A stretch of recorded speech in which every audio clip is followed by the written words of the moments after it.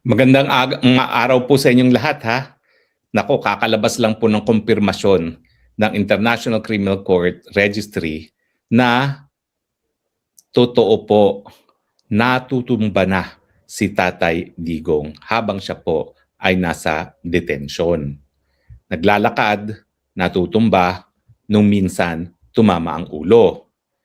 Actually, ako po yung sa tingin ko kauna-unahang nakalaman na natumba si Tatay Digong, tumama ulo, dinala sa ospital, pero hindi binigyan ng abiso ang pamilya.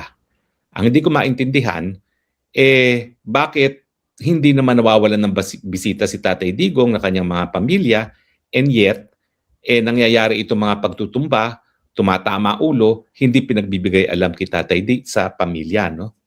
Now, ang nagsabi po sa akin diyan na isang nagtatrabaho sa loob, no? At medyo nahiya nga siya o natakot na sabihin sa akin na baka naman hindi alam nila VP na nahulog nung minsan si Tatay Digong, tumama ang ulo, dinala sa ospital. At yun nga yung napabalita na linabas siya at dinala sa ospital. Pero hindi nga nila isinasa publiko na ang dahilan ay tumatama ang ulo sa sahig. Now, ngayon, ang linabas na report ng registry ay totoo. Tumutumba si Tatay Digong. At ang nakakabahala, hindi lang pala minsan, hindi lang 2 beses, mukhang regular na natutumba na si Tatay Digong habang naglalakad. Kaya ngayon, nagkaroon ng order na imomonitor ng mas masinsinan itong si Tatay Digong dahil nga, miski siya naglalakad lang, tumutumba na at tumataba ang ulo. Ang tanong, ito ba ang tao na kaya pang humarap sa full-blown na paglilitis na ang sabi nila, hindi raw bababa sa 60 ang mga testigo.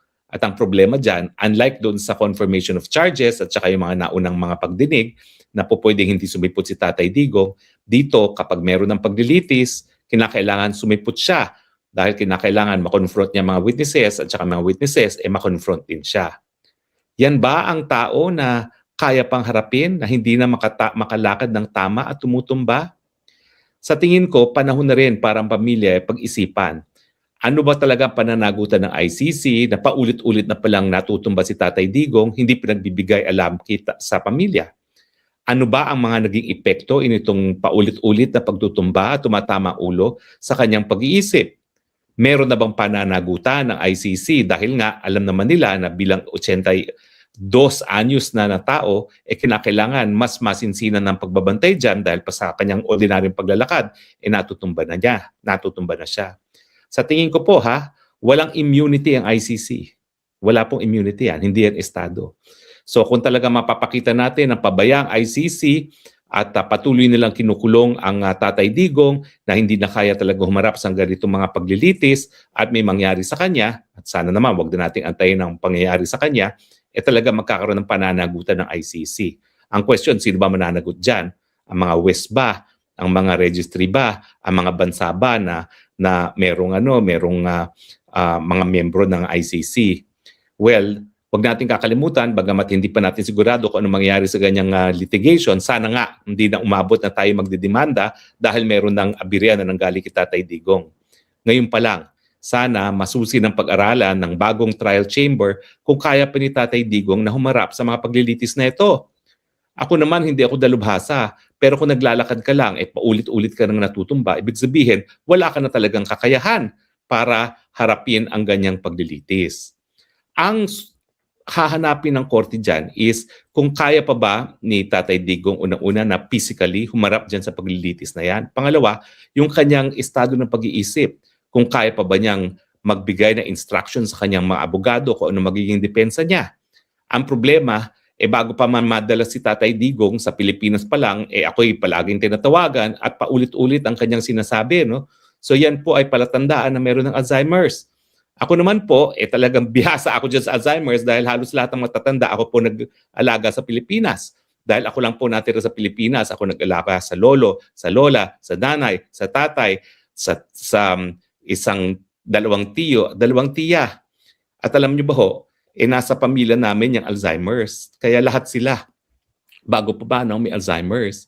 So ako, hindi lang po si Tatay Digong yung tumatawag sa akin na paulit-ulit ng mga sinasabi. Pati po si Presidente Erap, ganyan din po. Ang pinakamatindi talaga si President Erap kasi tumatawag yan mga 7 beses, 8 beses at para-parehong sinabi. Ako naman, nabanggit ko lang yan na minsan kay Senator Jinggoy, hindi sa ayaw ko siyang tumawag kasi naaaliw naman ako na tinatawagan ako ni Presidente Erap. No? Pero nung nasabi ko po kay Senator Jinggoy, naku, tinanggalan ng telepono si President Erap. Kaya natigil yung mga phone call namin ni Presidente Erap na hindi ko naman talaga kinukonsidera na abala, na aaliw nga ako dahil kahit papano nakakatulong ako doon sa kaibigan nating si Presidente Erap.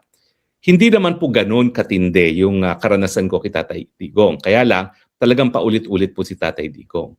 So ang tanong, kaya pa ba niyang maalala kung ano yung mga pangyayari dyan sa drug war? Kaya pa ba niyang gumawa ng depensa? Kaya pa ba niyang sabihin sa mga abogado niya kung ano yung magiging depensa niya? O hindi na niya maalala?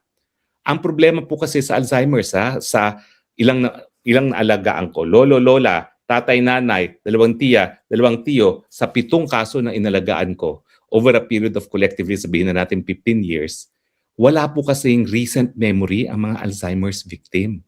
Ang kanilang memory ay yung mga kabataan pa nila, matagal nang nakalipas. Kaya po, hindi ako magtataka kung ganyan din ang mangyayari kay Tatay Digong na hindi na niya maalala yung mga pangyayari nung siya ay naging presidente at yung huling termino niya bilang isang mayor na kung saan siya ay nasasakdal ngayon sa mga kaso dyan sa ICC.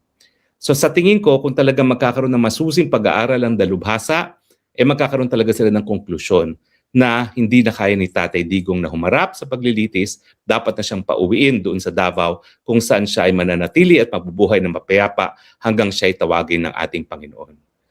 Siguro naman po, dahil ang ICC ay nagsasabi na sila ay nagbibigay ng katarungan, ikukonsidera nila yung pag-iisip at pangangatawan ng tao bago talaga payagan na humarap sa full-blown na paglilitis. Ulitin ko po hindi ko naman sinasabi na medyo yung mga biktima. Kung sa tingin nila ay talagang kinakailangan nila ng hukuman, dyan po sila sa Pilipinas magdemanda. Ang pagkakaiba po niya, pag dinimanda nila si Tatay Digong sa Pilipinas, at least dyan lang sa Davao RTC siya po pwedeng madimanda. Diba? O ililipat na lang na hukuman ng Supreme Court ang venue dyan sa Davao City nang siya ay nandun mismo sa bahay niya at hindi nakakulong sa isang malayong lugar sa isang dayuhang bayan. Hindi naman po siguro masama yun. No? Dahil ang sinasabi naman natin, ang mga lokal na hukuman ay bukas at kaya magbigay ng katarungan gaya ng binigay na katarungan dun sa pamilya ni Kian de Los Angeles. So maraming salamat po sa inyong patuloy na pagtitiwala at patuloy na panunood, pakikisama dito sa ating Spokes Hour. Ang susunod na pag-usapan naman po natin, sino yung bagong abogado ni Tatay Digong at bakit beauty and brains at mukhang legal superstar din ang associate counsel ni Tatay Digong gaya ni Peter Haynes. Maraming salamat po sa inyong patuloy na pagsubaybay. Ito po ang inyong Spokes ang Bayan nagsasabi, I love you Philippines. You're the only country that I have. You're the only country that I will love.